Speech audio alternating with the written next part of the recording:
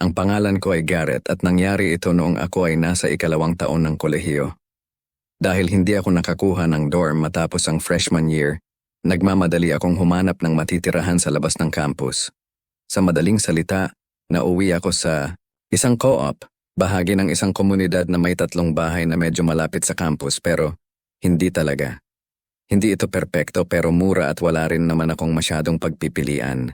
May bisikleta naman ako kaya ayos lang sa akin ang dagdag na biyahe. Karamihan sa mga nakatira roon ay mga batang estudyante rin tulad ko. Pero may ilang exceptions, mga alumni, 1 o 2 TA, at ilang matatandang kumukuha ng degree sa huli na nilang bahagi ng buhay. Pero ang taong agad na tumatak sa akin ay isang matandang babae na nakatira sa isa sa ibang bahay. Sa pagkakaalam ko, nasa late 50s na siya, bagamat mukha siyang mas matanda pa. Puti na ang buhok niya at may paika-ikang lakad na parang may iniindang pinsala sa likod. Tahimik siya at hindi nakikihalubilo sa iba. Laging may blankong ekspresyon sa mukha. Akala ko may koneksyon siya sa universidad, siguro faculty o dating alumni. Wala namang nagpaliwanag at hindi na rin ako nagtanong. Unang beses kong nakita siyang gumawa ng kakaiba ay sa aming common kitchen. Na medyo weird na rin kasi ang 2 ibang bahay ay may sarili namang kusina. Kaya nagtaka ako kung bakit siya naroon, hindi siya nagluluto, kumakain o nakikipag-usap. Tumayo lang siya roon habang abala kami sa paghahanda ng hapunan, nakikinig ng musika at nagkukwentuhan. Hindi siya nakisama. Tinitigan lang niya kami. Ilang beses nagtagpo ang aming mga mata at pakiramdam ko'y ako talaga ang tinititigan niya, kahit alam kong malabo. Wala ni isang taong kumikibo tungkol sa kanya, na lalo pang nagpatanong sa akin. Makalipas ang ilang araw, habang nag-aaral, ako sa kwarto sumilip ako sa bintana at nakita ko na naman siya, nakatitig sa akin. Pero hindi siya nasa bangketa, nasa gitna ng kalsada. Gabi na at malamig, kaya dapat ay giniginaw siya. Hindi ko alam kung sa akin talaga siya nakatingin o sa bahay mismo, pero ramdam kong ako ang tinititigan niya. Hindi ko alam kung bakit pero kumaway ako sa kanya. Parang para lang maging magalang. Agad ko iyong pinagsisihan. Hindi siya kumaway pabalik. Sa halip, tumalon-talon siya na parang excited. Tapos tumakbo papunta sa isa sa mga bahay. Siguro bahay niya. Nahilo. Ako, hindi lang dahil pinansin ko siya, pero kinumpirma ko na siya ay talagang nakatingin sa kwarto ko. At kung hindi man, ngayon alam na niya kung aling kwarto ang akin. Nang gabing iyon, nagtanong ako sa isa kong housemate. Sabi niya, matagal nang nandoon ang babaeng iyon at dapat daw ay wag ko na lang siyang pansinin tulad ng lahat ng iba. Wala rin siyang alam tungkol sa kanya. Uulitin lang daw niya ang sinabi sa kanya noong una siyang lumipat. Hindi ako nakontento sa sagot na yon, kaya nagtanong pa ako sa iba. Isang senior sa bahay kung saan nakatira ang babae ang nagsabing may koneksyon ito sa universidad. Medyo cookie daw pero hindi naman marahas. Tinanong ko kung bakit parang wala silang pake. Sabi niya, wala naman silang kontrol kung sino ang pinapayagang tumira roon. Desisyon daw iyon ng property manager. Hindi pa rin ako kampante. Kaya pinilit kong huwag na lang siyang isipin. Pero, mas lumala pa ang lahat. Isang gabi lumabas ako ng kwarto at muntik ko na siyang mabangga. Nasa tapat siya ng pintuan ko. Nagulat talaga ako. Alauna na ng madaling araw iyon, tahimik ang bahay. Hindi siya nagsalita, lumakad lang palayo na parang ako pa ang istorbo. Marami pang insidente na nahuli ko siyang gumagala sa mga lugar na hindi niya dapat puntahan o gumagawa ng mga kakaibang bagay. Isang araw na wala ang susi ng kwarto ko. Ang mga bahay na ito dati ay hotel, kaya may mga sariling kandado ang bawat kwarto. Kahit co-op ito at karaniwan ay bukas lang ang mga pinto, hindi ako makatulog nang alam kong pwedeng pasukin ng iba ang kwarto ko. May extra key naman ako, pero hassle pa ring ipakopy. Pagkalipas ng ilang gabi, nagising ako sa kalagitnaan ng gabi. Wala akong ideya kung bakit. Hanggang sa may narinig akong mahina at paulit-ulit na tunog mula sa aking closet. Parang may gumagalaw sa loob. Hindi ako madaling matakot, kaya lumapit ako. Tahimik akong huminga ng malalim at sa isang iglap, binuksan ko ang closet sabay sigaw at nandoon siya. May necktie ko sa leeg niya, mata niyang dilat na dilat at may hawak siyang kitchen knife. Nagulat yata siya sa sigaw ko kaya bigla siyang sumugod sa akin habang hawak ang kutsilyo. Sumigaw ulit ako ng takot. Pinatumba ko siya at inagaw ang kutsilyo. Hindi naman siya ganun kalakas, pero grabe ang takot ko. Nanlaban siya, nangagat at sumisipa habang pinipigilan ko siya. Sumigaw ako para humingi ng tulong. May mga lumabas sa kwarto at ang kaibigan kong si Lee ang tumulong para pigilin siya hanggang dumating ang pulis. Pagdating ng mga pulis, inaresto nila agad ang babae. Tahimik lang siya, hindi nagsalita. Nasa kanya ang nawawala kong susi. Makaraan ng ilang linggo, nalaman namin ang totoo. Kapatid pala siya ng property manager. Imbis na ipagamot, itinira lang siya ng palihim sa isang bakanteng kwarto. Naaresto ang property manager dahil sa kapabayaan at iba pa. At sa totoo lang mas siya ang sinisisi ko sa nangyari. Naawa ako sa babae, pero hindi nito binubura ang katotohanang sinubukan niya akong patayin. Pwedeng nawala ang buhay ko noong gabing iyon. Hanggang ngayon, hindi ko pa rin alam kung bakit ako ang kinahumalingan niya. Malapit na akong magtapos ng kolehiyo at kahit mamimiss ko ito. Hindi ko na kailanman titingnan ang college life ko nang hindi naaalala ang gabi na iyon. Gabi na. Hindi talaga ito kwento ko, pero halos nasaksihan ko ang buong pangyayari kaya ikukwento ko na rin. Nakatira ako sa isang simpleng 2 palapag na bahay kasama ang asawa kong si Benjamin sa loob ng halos 20 taon. Lahat ng anak namin ay may kanya-kanyang buhay na ngayon at hindi ako maaaring maging mas proud pa. Pero ang ikukwento ko sa iyo ay nangyari noong nakaraang taon. May bagong lumipat sa bahay sa tapat namin na maganda naman dahil nagsasawa na akong laging tumingin sa bakanteng bahay. Retirado na ako kaya madalas akong nasa beranda, nagkakagantsilyo, nagbabasa, o ine-enjoy lang ang panahon kasama si Benjamin, kung ano man. Madalas din akong nakikinig ng true crime podcasts doon, minsan naman ay tumutugtog lang ng musika. Ang lumipat sa bahay sa tapat ay isang binatang lalaki, mga nasa kalagitnaang 20s siguro. Mayroon siyang mamahaling mukhang BMW at laging nakasuot ng pasikat na damit, kaya inisip ko na mayaman siya o nagpapanggap lang. Sana hindi ako nagbibigay ng maling impresyon tungkol sa kanya. Sa totoo lang, napakabait niya. Pagkalipas ng ilang araw, ay ipinakilala niya ang sarili niya sa amin. Ang pangalan niya ay Quinn at ilang taon pa lang mula nang makatapos siya sa kolehiyo, gaya ng hinala ko.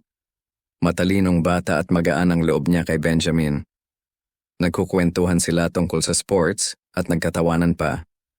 Ibinahagi pa ni Benjamin ang ilang kwento noong kolehiyo na matagal ko nang hindi naririnig. Sinabi ni Quinn na nagtatrabaho siya sa entertainment industry at gumagawa ng freelance work para sa isang sikat sa internet, kung ano man yon. Hindi ko masyadong naintindihan pero mukhang kumikita siya ng malaki. Mukha nga siyang mayaman gaya ng nasabi ko. Nagkukwentuhan din sila ni Benjamin tungkol sa stocks at ilang investments niya. Sa pangkalahatan, mukha siyang mabait na bata. Normal ang lahat sa loob ng ilang buwan. Gaya ng sabi ko, palagi akong nasa beranda kaya madalas ko siyang nakikitang kumakaway kapag umaalis siya ng bahay. Kumakaway din ako pabalik. Hindi ko na maalala kung kailan nagsimula, pero napansin kung may iisang babae na palaging pumupunta sa bahay ni Quinn. Mayroon siyang maliit na puting convertible at mukhang bata pa. Blonde siya. Yung tipong babae na iisipin mong nililigawan ng lalaking tulad ni Quinn. Sa totoo lang, medyo mahalay siyang manamit na hindi ko masyadong gusto. Inisip ko na siguro girlfriend niya. Baka binabantayan ng bahay habang wala siya. May sarili siyang susi kaya may katwiran naman. Naging regular na ang pagpunta niya. 1 beses o 2 beses sa isang linggo. Makikita ko yung kotse niya, papasok siya sa bahay. Tatagal ng ilang sandali tapos aalis.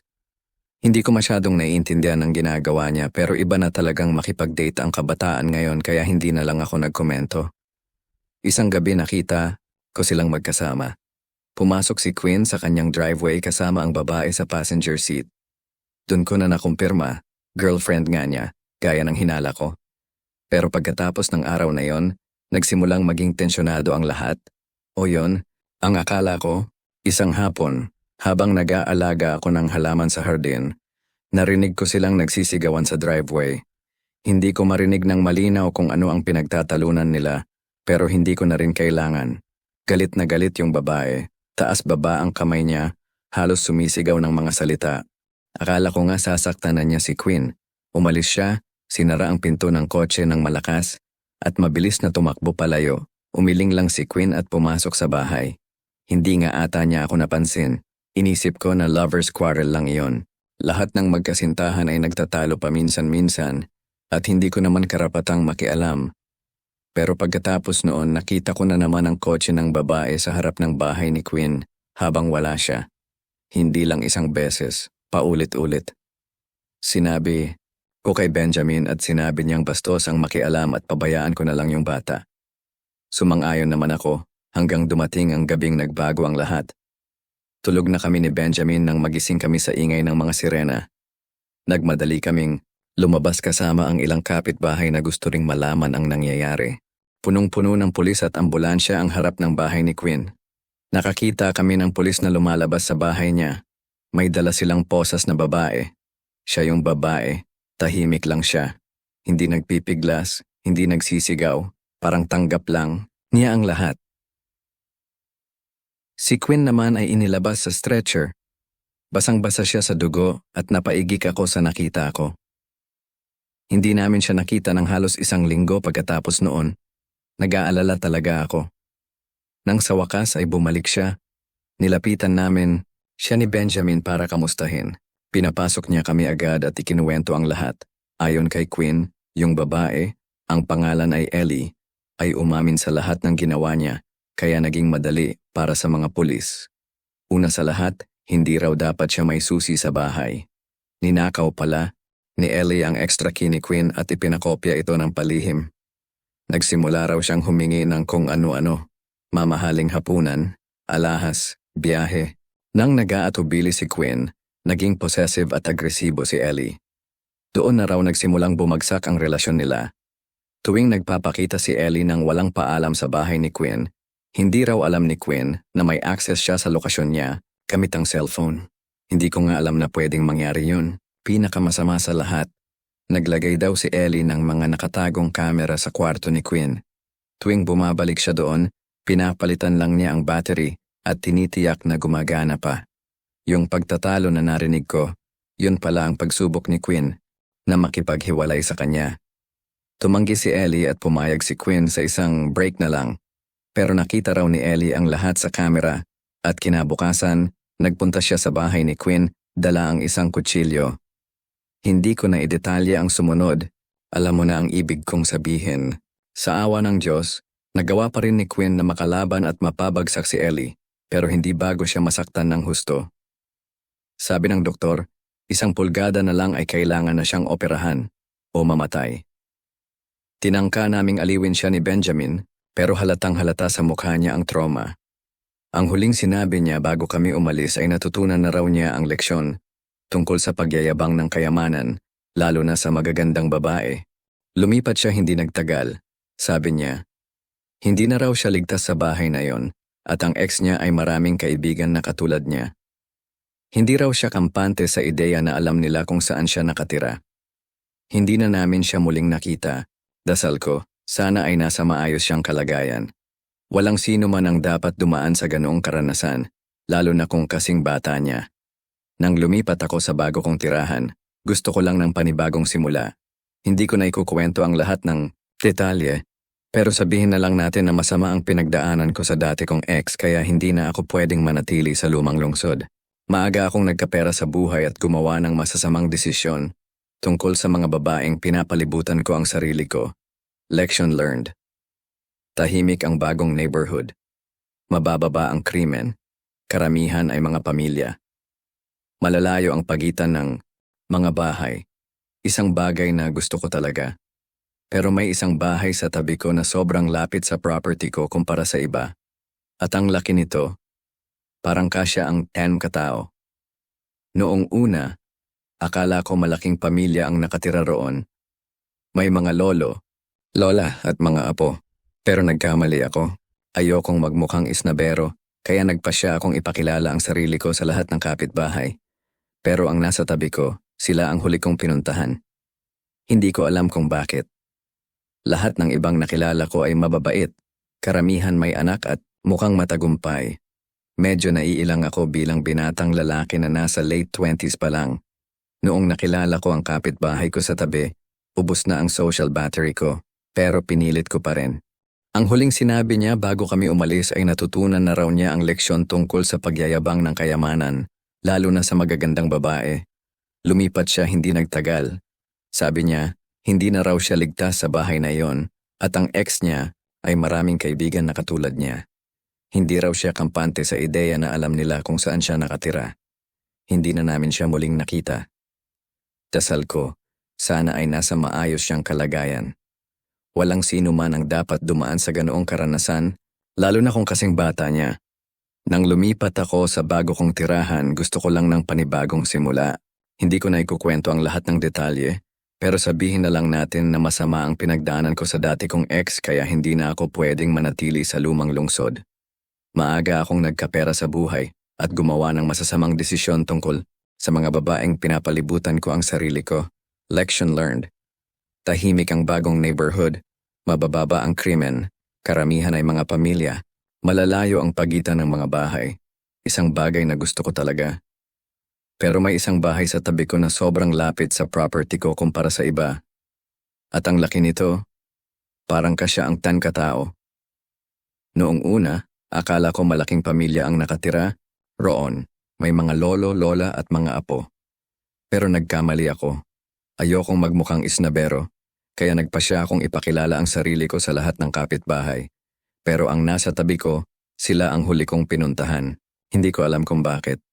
Lahat ng ibang nakilala ko ay mababait, karamihan may anak at mukhang matagumpay. Medyo naiilang ako bilang binatang lalaki na nasa late 20s pa lang. Noong nakilala ko ang kapitbahay ko sa tabi, ubos na ang social battery ko, pero pinilit ko pa rin. Pumunta ako sa driveway nila at kumatok. Nagulat ako nang buksan ng isang batang lalaki na may mallet ang pinto, mas bata pa yata kaysa sa akin. Nagpakilala ako at ngumiti siya ng malaki.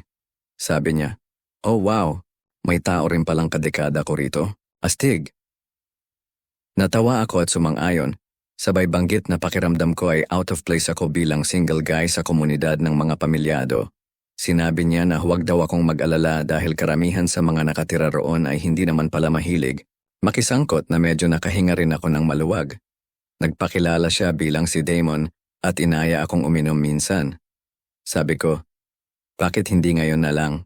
Akala ko matatawa siya at papapasukin ako, pero tumingin siya sa loob ng bahay niya. Parang may chine-check, tapos sabing, pasensya na, busy ako sa trabaho. Tinanong ko kung anong trabaho niya at nagbago ang ekspresyon ng mukha niya. Tumawa siya at sabing, finance. Pero hindi na siya nag-elaborate. Medyo weird pero hinayaan ko na. Tinanong ko rin kung may kasama siya sa bahay at laking gulat ko nang sabihing mag-isa lang siya. Ang laki ng bahay tapos mag-isa lang siyang nakatira roon. Wala akong nasabi. Nagkwentuhan pa kami saglit. Binigay niya ang number niya tapos pumasok na siya ulit. Ang tunog ng mga tao na nagtatawanan, sumisigaw, at ang pagningning ng mga baso, ang buong party ay peke, lahat ng iyon. Pero hindi ko pa rin maintindihan, hindi pa rin ito ipinaliwanag ang mga sapatos o mga sasakyan. Sigurado akong may mga tao sa loob ng bahay na iyon. Dapat ko sanang iniwasan na lang, pero gusto ko talagang malaman kung ano ang nangyayari. Dahan-dahan akong gumalaw palibot ng bahay, hanggang sa nakita ko ang isang pinto na bahagyang nakabukas. Dahan-dahan ko itong itinulak at nakita kong papunta, ito sa basement. Hindi ko alam kung paano ko nalaman pero parang may nagsasabi sa akin na ang hinahanap ko ay nasa ibaba. Madilim sa hagdang baba ng mga stairs maliban sa isang mahina na ilaw na nagmumula sa isang lugar na hindi ko makita. Walang dahilan para bumaba, alam ko yon pero ginawa ko pa rin. Pagdating ko sa ilalim ng hagdang baba, tumingin ako sa paligid. Ang ilaw ay nagmumula sa isang pinto sa mas malalim na bahagi ng basement. Dahan-dahan akong lumapit dito at habang papalapit ako, nagsimula akong marinig ang isang kakaibang tunog na hindi ko naririnig kanina dahil sa ingay ng musika. Para itong makinarya na may mabigat na paggiling, parang saw or isang uri ng makina. Lumapit pa ako, sapat na para makita ko ang tatlong lalaki na nakatayo doon, nakatingin sa isang bagay na hindi ko makita. Mas matanda sila kay Damon. Naka-heavy-duty work clothes sila at may mga protective goggles at makakapal na rubber gloves. Napansin ko rin na naka-boots sila, kahit na nakikita ko ang mga sapatos sa taas. Kung iba ang sitwasyon, baka akala ko construction workers sila. Gusto ko sanang makita kung ano ang tinitingnan nila, pero malayo ang tanawin. Pagkatapos ng ilang sandali na nakatayo lang ako, nagsimula akong makalanghap ng isang nakakalasong amoy ng bleach o isang uri ng cleaning solution. Doon ko naramdaman na may masama akong nararamdaman, parang may panganib. Hindi ko kayang ipaliwanag ito. Tumalikod ako at sinubukang umalis ng tahimik. Nang papalabas ako, biglang kumulimlim ang ilaw sa likod ko, parang may nagsara ng pinto. Hindi ko ito narinig dahil sa ingay ng musika, pero naramdaman ko. Tumakbo ako pataas sa hagdang baba at nagmamadaling lumabas ng pinto ng bahay. Hindi ako tumakbo diretso sa bahay ko. Tumalon ako sa bakod ko at pumasok sa likod bahay. Nilock ko ang pinto pagkapasok ko at sobrang bilis ng tibok ng puso ko. Pero hindi ko kayang hayaan si Damon o ang mga lalaki na malaman na ako ang nag-snooping. Tumahimik ako at nagpunta sa office ko. Siguraduhin kong nakapatay ang mga ilaw. Yumuko ako at sumilip sa bintana patungo sa bahay ni Damon. Wala ni isa sa kanila. Pero ilang minuto lang, bumukas ang pinto at parang 8 lalaki ang dumaan, naghanap sa bakuran, driveway at kalye. Pero hindi ko nakita si Damon. Sa itsura ng mga lalaki mukhang mas matanda sila. May ilang nag-aaway, pero hindi ko maintindihan kung ano ang pinag-uusapan nila. Isa sa kanila na itulak ang isa at akala ko magsisimula na silang mag-away sa kalsada, pero hindi. Pagkatapos ng ilang sandali, bumalik sila sa loob ng bahay at tumigil ang musika. Tumayo ako sa bintana at nag-isip kung anong nangyari. Gusto ko sanang tawagan ang pulis pero anong ipapaalam ko? Wala namang krimen na nangyari. Ang isang hindi ko maintindihan ay kung bakit walang nagsabi o nagreklamo ang ibang kapitbahay tungkol sa malalakas na tunog, lalo na't may mga bata sila. Kung narinig nila yon at tumawag ako sa pulis, tiyak malalaman ni Damon na ako ang nag-report. At ang mga sapatos wala akong ideya kung anong ibig sabihin noon. Lahat ng tao sa basement ay may suot na boots. Kaya ba nilang magdala ng extra na sapatos para ilagay lang sa foyer? Marami akong tanong at hindi ko alam kung anong gagawin ko. Kaya tumulog na lang ako sa kama. Kinabukasan, nagising ako at tumingin sa bintana. Wala ni isa sa mga sasakyan pati na ang kay Damon. Pumunta ako sa taas upang magtrabaho pero hindi ko magawa. Madalas akong tumingin sa bahay ni Damon at pagkatapos ng ilang oras na hindi pa rin siya dumating, nagdesisyon akong maglakad-lakad. Bahagi nito para linawin ang isip ko, pero higit na para magtangkang sumilip sa mga bintana. Wala akong nakita. Lumipas ang mga araw at hindi pa rin bumalik si Damon o ang kanyang sasakyan. Kakaibang kakaiba at sa bawat araw na lumilipas, hindi ko pa rin maintindihan kung bakit ang ibang mga kapitbahay ko ay hindi naapektuhan sa ingay ng party. Kaya, tinanong ko na lang sila. Pumunta ako sa ilang bahay at tinanong kung narinig nila ang party ni Damon noong gabing iyon. Walang nakakaalam ng tungkol doon. Kahit sinabi ko kung anong bahay at kung gaano ka-late ito, hindi nila alam. Parang nagkakaroon ako ng mga delusyon. Matapos ang ilang buwan, hindi pa rin bumalik si Damon. Kitang-kita na hindi pinapansin ang bahay niya dahil ang dami ng mga hindi na-collect na package at matataas na damo. Hindi ko pa rin maintindihan ito at baka wala lang pero parang imposible ang ganitong mga hakbang para itago ang ginagawa nila kung wala itong kinalaman sa iligal. Pero paano nakalimutan ng mga tao na isara ang pinto? Baka doon sila nag-away. Hindi ko alam. At sa mga kapitbahay kong hindi apektado, pakiramdam ko ako lang ang may alam sa isang malaking conspiracy. Alam kong paranoid ako, pero ang dami kong tanong na walang sagot. Kapag bumalik si Damon, kung bumalik man siya, nag-iisip ako kung diretso ko na ba siyang tanungin